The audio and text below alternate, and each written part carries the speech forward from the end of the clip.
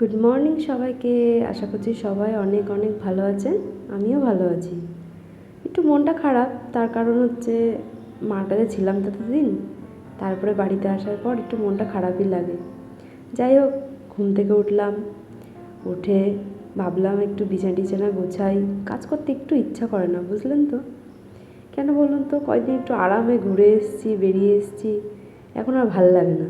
করতে তো হবেই। ঘুম থেকে উঠলাম, ছেলেকে ঘুম থেকে ওঠালাম, উঠি তারপরে গেলাম বিছনা তুলতে।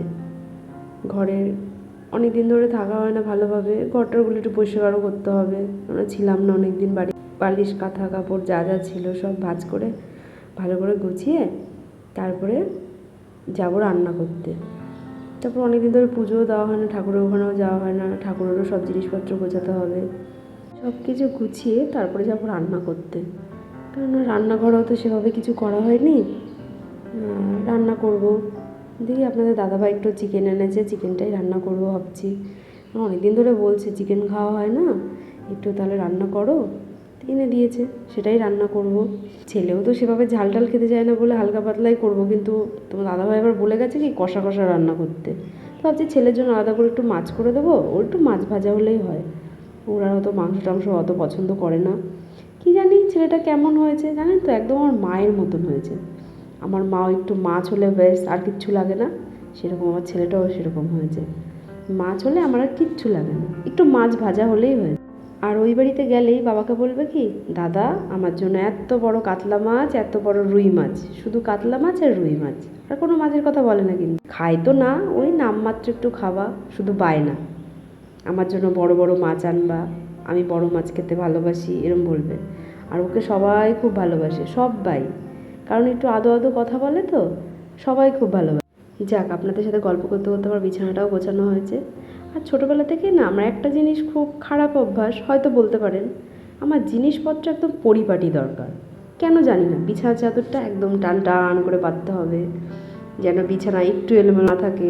তারপরে ছেলের দুধ ইন্ডাকশানে বসিয়ে এসেছিলাম, আস্তে দিয়ে গিয়ে দেখলাম হ্যাঁ হয়ে গেছে। তারপরে দুধটা নামিয়ে আসলাম ঘর ঝাড় দিতে। জানেন তো কটা দিন ধরে না আমার এত চুল পড়ছে, এত চুল পড়ছে, কী কারণে বলতে পারছি না। আমাকে একটু কমেন্টে জানাবেন তো, যে কিছু ব্যবহার করলে, এমন কিছু আছে নাকি যে ব্যবহার করলে চুল পড়াটা কমবে। অবশ্যই একটু জানাবেন।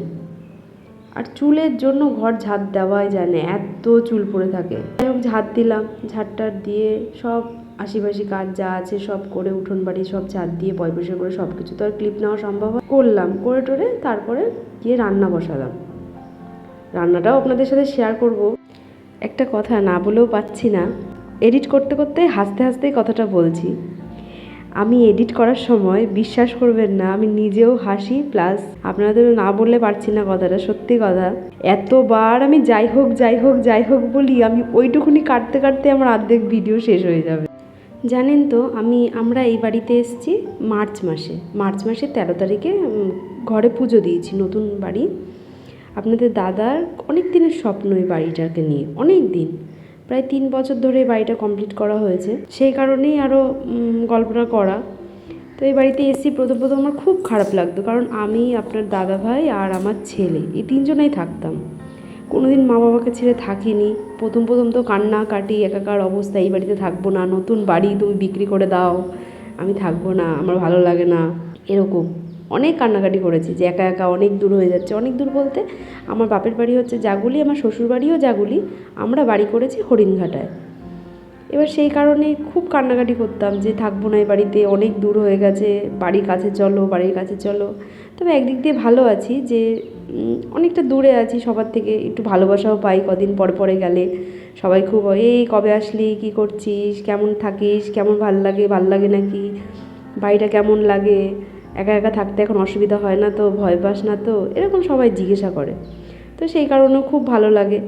আর পাড়ার সবাই না আমাকে ভীষণ ভালোবাসে, এর জন্য সব সময় গেলেই শুধু বলবে যে ভালো আছিস তো ওখানে, ভালো না লাগলে চলে আসবি 2 দিন পরপরই। আর চলেও যাই, বিশ্বাস করুন, কদিন পরপরই চলে যাই। চলে গিয়ে মার কাছে একটু ঘুরে আসি, ছেলেটাও একা বোরিং ফিল করে না, ছোটোবেলা থেকে ওখানে থাকা তো, শুধু বলবে আমার হরিণঘাটা ভালো লাগে না, আমার জাগুলি অনেক ভালো লাগে, এরম বলবে। তো সেই কারণেই যাওয়া হয়।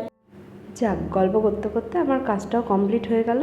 এখন ভাবলাম তাহলে কী করি, রান্নাবান্না করি। রান্নার ক্লিপগুলো নেওয়া হয়নি, যেটুকুনি নিয়েছি আপনাদের সাথে শেয়ার করব।